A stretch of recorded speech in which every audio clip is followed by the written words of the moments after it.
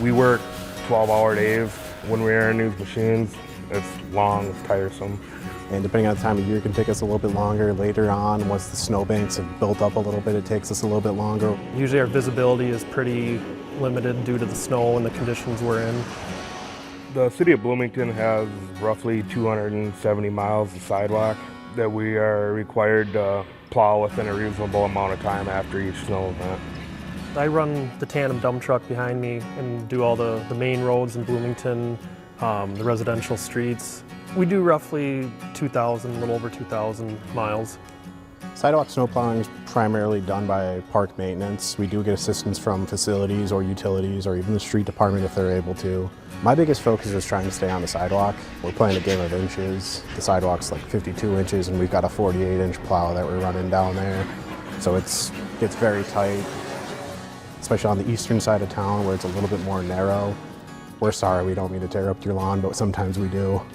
It could be very stressful in these machines at times because you're trying to assess every driveway that you come up on. You're trying to direct where you want the snow to go so you don't ruin their private property, and you have to watch the traffic so you don't get hit or cause another accident.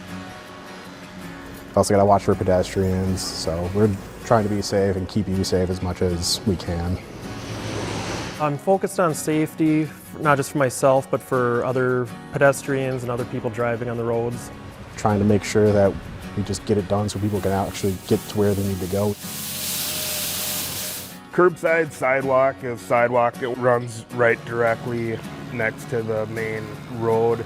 And for any reason at all, you can be kicked off the sidewalk right onto traffic. With the manhole covers and water key shutoffs, there's times where I've hit one of those and like it bounces the front end of my machine up and all of a sudden I'm pointed left instead of going straight on, so I have to be wary of that. You can come up on a driveway and get slid off into traffic, and if cars aren't moving over, that's putting us in harm and it's putting yourself into harm. We're trying to make people aware of what it's like to be inside that cab with vehicles rushing right by you. We're hard to predict, honestly, because we might be cruising down one sidewalk and all of a sudden we might just have to turn around real quick and go catch a different section. So just be aware that we will not always continue down a straight line. Just give us some room, that's all we need. Give us a little bit of patience. We can go forward and backwards really quick and almost with no time delay, and we try to watch what we're doing as best as possible, but if you can be aware and be respectful for us too.